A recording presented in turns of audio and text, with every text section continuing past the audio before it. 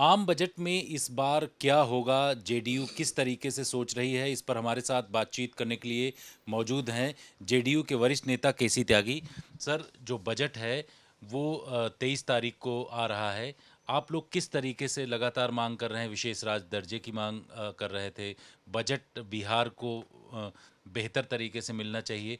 क्या क्या आपकी एक्सपेक्टेशंस हैं इस बजट को लेकर? इस बार के बजट से बिहार बहुत आशान्वित है और विशेष राज्य के दर्जे की मांग 2005 से चली आ रही है। कई लोगों को इस शब्द पे ऐतराज है कि विशेष राहत होनी चाहिए, तो इसके तहत सबसे पहला जो हम लोगों की इच्छाएं अभिलाषाएं हैं और जो हम चाहेंगे बजट में प्रोविजंस हों, एक तो थर्मल पावर प्रोजेक्ट वहाँ पर नए तरीके से निर्मित होने चाहिए। दूसरा, विशेष राज्य का दर्जा मिले, वो हमारी पहली इच्छा है। लेकिन बिहार का जो पलायन है, जो बेरोजगारी है और जो गरीबी है, उसका हल निकाले बगैर इसको विकसित राज्य की श्रेणी में हम नहीं ला सकते।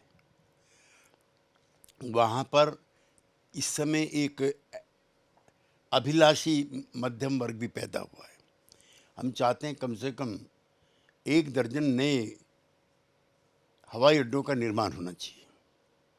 बिहार के काफ़ी लोग अच्छे इलाज की तलाश में दिल्ली आते हैं और यहाँ अपमानित होते हैं कई बार। वहाँ पे कम से कम 1 दर्जन मेडिकल कॉलेजेस खुलने चाहिए एम्स की तर्ज पर। सड़कें इस दौरान टूट जाती हैं बरसात के मौसम में, तो इंफ्रास्ट्रक्चर को मजबूत करने के लिए अतिरिक्त केंद्रीय सहायता मिलनी चाहिए। और जो सबसे बड़ा प्राकृतिक प्रकोप है जो लंबे समय से चला आ रहा है, वो है भारत, बिहार और नेपाल के बीच में वाटर का मैनेजमेंट। हर साल वहाँ पे बाढ़ आती है। वो बाढ़ बिहार की नहीं है, वो नेपाल बेस्ड बाढ़ है।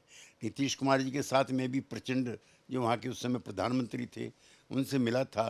केंद्र सरकार को, बिहार सरकार को, नेपाल सरकार के साथ मिलकर के कोई ऐसा मैकेनिज्म बिल्डअप करना चाहिए कि वहाँ का पानी कोसी के क्षेत्र में आकर के बर्बादी ना करें।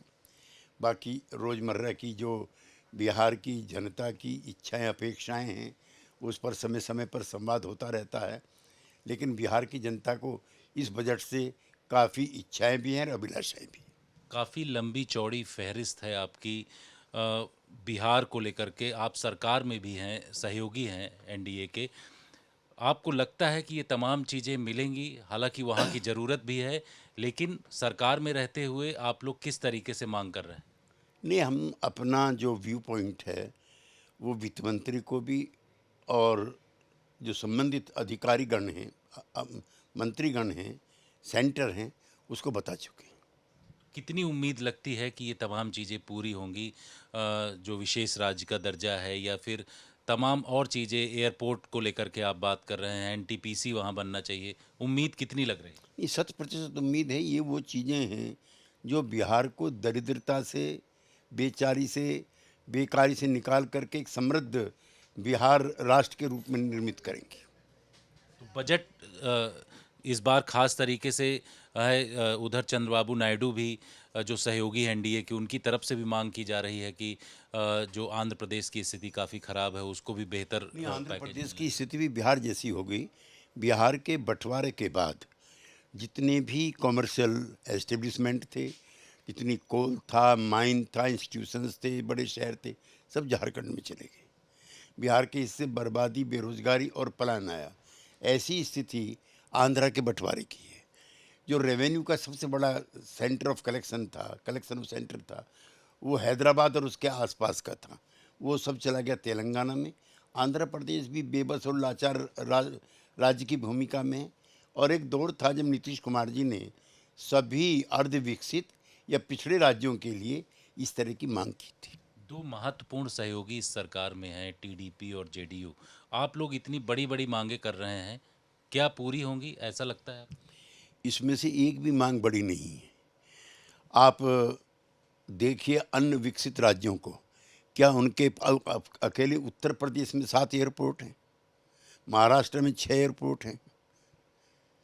तो ये कोई ऐसी असंभव मांग नहीं। इतना बड़ा प्रदेश है बिहार, तो उसमें इतना वो हो जाना कि यहाँ पर दिल्ली में कई बार ही बिहार के जो मरीज हैं उनको एडमिशन तक नहीं मिला है। जो बिहार की पॉपुलेशन के हिसाब से अगर वहाँ पर 5-6 डिमांड करते हैं एम्स की सुविधाएं, कौन बुरी बात है। मैं नहीं मानता इसमें से कोई भी मांग अतिरंजित है या एग्जरेटेड है। शुक्रिया सर आज तक से बातचीत करने के लिए। कैमरामैन नासिर के साथ जितेंद्र सिंह, आज तक।